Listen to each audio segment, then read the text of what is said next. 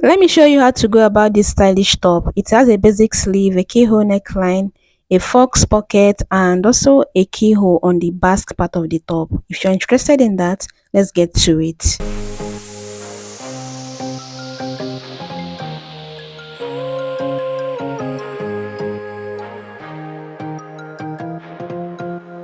We'll start with the front part of the top, and the line you see here will serve as the starting point line and also the shoulder line.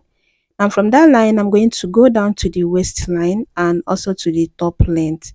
I'll be using my hip line as the top length for this blouse. First, from the shoulder to my waistline, then down to from the shoulder to my hip line. I'm going to mark the same thing on this other side. I said I'm marking from shoulder to the waistline and from shoulder to the hip line, which will serve as the top length. Then I'm going to rule the lines out this way and label them shoulder line, the waistline, and the hip line. Now, once I'm done with that, I'm going to come back to the shoulder line and mark my shoulder measurement divided by 2. My shoulder is 15, divided by 2 is 7.5. Then I'll go down to my chest line of 8.3. And you're going to divide your bust circumference by 6 plus extra 2.5. You start from your shoulder line and go down to the value you have. For me, it's 8.3, and that's exactly what I marked here. Now I have the shoulder measurement and also the chest line. Here on the shoulder line, I'm going to mark 3 inches as the neck width yet. Then come down here to 1.5 for the shoulder slope and connect it to the 3 inches just like this. Next, I'm going to measure what I have here from the shoulder slope down and divide that into 2 equal halves. Then go in there to 1/2 inch and then come to the chest line and mark the bust measurement divided by 4. Now I'm going to connect from the shoulder slope or from the shoulder tip to this 1/2 inch I have here, and from that 1/2 inch to the bust width this way. The next thing I'm going to do is to mark my neck width of 3.5. That's my actual neck width. Then I'll go down here to 3.5 as the neck depth for the first neckline. Okay, then I'll place my curve this way. See how I placed it? Because it's almost like the end is a V, but it's a round neckline. Yeah. Then the next thing I'm going to do is to get the keyhole length, and I'm going to start from the shoulder line and go down to 7 inches. That's like marking 3.5 from my 3.5 neck width. Then on that 3.5, I'm going to go out to 0.75. You're going into how open, or yeah, how much open you want your keyhole to be. For me, I'm using 0.75, and when I open that up, it's going to be 1.5. But if you want 2 inches, you're going to mark 1 inch, and when you open that up, it's going to be 2 inches. Then you're going to give it a teardrop shape, even though we'll be correcting that later, but you're going to have a teardrop shape like you see mine here. Okay, then on the waistline, I'm going to mark the waist measurement divided by 4. There's no that intake, so we are not replacing any that. On the hip line, the hip measurement divided by 4, and there's no that intake there too, so we are just marking our actual body measurements.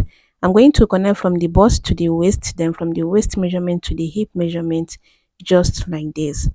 The next thing I'll do now is to get the length, and on this side seam line, I'm going to go down to 5 inches from the waistline. Then on this center front, I'll be coming into 1.25. That's like 2.5 when I open that up. That's opening you see there, yeah. Then I'm going to place my curve like this and connect from the 5 inches I have on the side seam line to the 1.25 I went in from the center front. And this is what it's looking like. Then here on the center front from the waistline, I'll go down to 2.5. That also depends on how opening you want from your waistline down. So here I'm leaving 2.5 from my waistline, and you see how I connected that. Now we are going to correct this like I said earlier. You're going to like make it a sharp V because the end is sharp and not rounded as I made it earlier. So you're just going to like make sure you still have your 0.75 wideness, but you're simply making the end a sharp V. Do you understand? Yeah. Now, if you want to use this same pattern to cut for your back, you're simply going to maintain the same 5 inches you have on the center front. Yeah. Then you use 1 inch from your shoulder slope, curve the armhole normal without making it deep. Then you go down here to 2 inches as your neck depth. Yeah. And then you fold any part you need to fold and use that to cut on your fabric for the back pattern. But yeah, I'm going to show you how to go about it here on my pattern paper. I have the center back, I have the shoulder line, I have the waistline, and I also have the top length. From the center back line on the shoulder line, I'll go into my shoulder measurement divided by 2. Then I'll go down to my chest line, which is 8.3. I'm using the same chest line I use for the front. And once I'm done with that, I'm going to connect it like this and also mark out the chest line this way. Next, I'm going to come in here to 3 inches and also the 3.5 neck width I'm using. You see what I did there? Then I'll come down here to 1 inch for the shoulder slope. Then come down here to 2 inches as the neck depth for the back. I hope you understand all of this. First, I'm going to connect the shoulder slope of 1 inch to the 3 inches. Then curve from the 3.5 neck width, my actual neck width, to the 2 inches neck depth, just like this. It's not confusing, is it?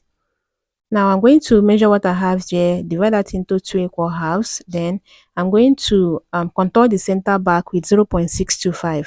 From the center back line, I went into 0.625. Then I'm going to place my ruler like this and connect it all the way to the shoulder line and take it from that waist line all the way to the hip line this way.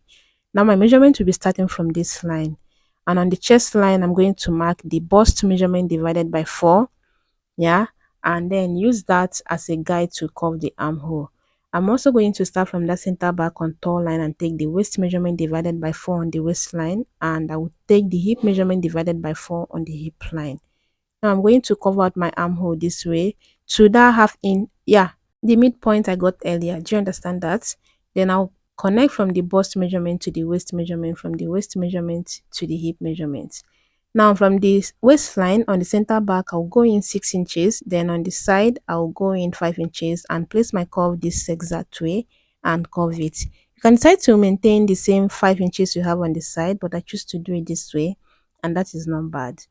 Now following the center back contour line, I'm going to mark like go out 1 inch for the shoulder slope. If you're comfortable working with half-inch shoulder zipper allowance, please go ahead and mark it at this point, but I'm comfortable with 1 inch, and that's why you see me use 1 inch most of the time.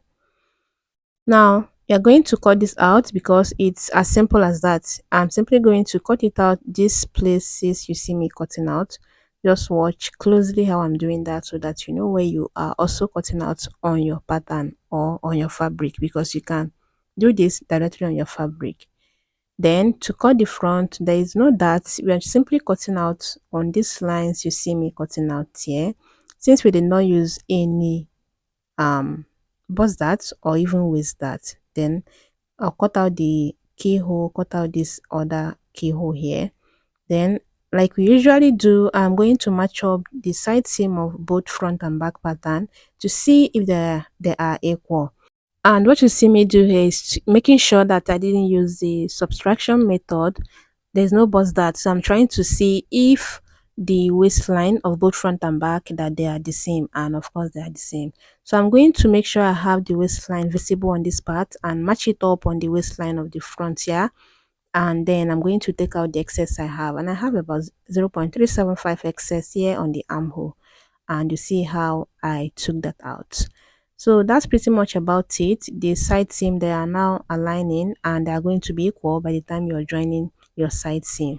The sleeve is just a basic sleeve, nothing out of the ordinary.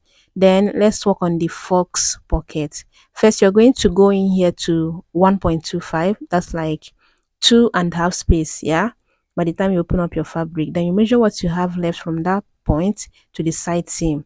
You're going to mark the exact measurement on your fabric, in this case on my paper, and then the width is going to be about 1.5 to 2 inches, but I recommend 2 inches. Okay, it's just a Faux pocket, so you're going to make sure that your fabric is in 2 folds and you're going to place it like this.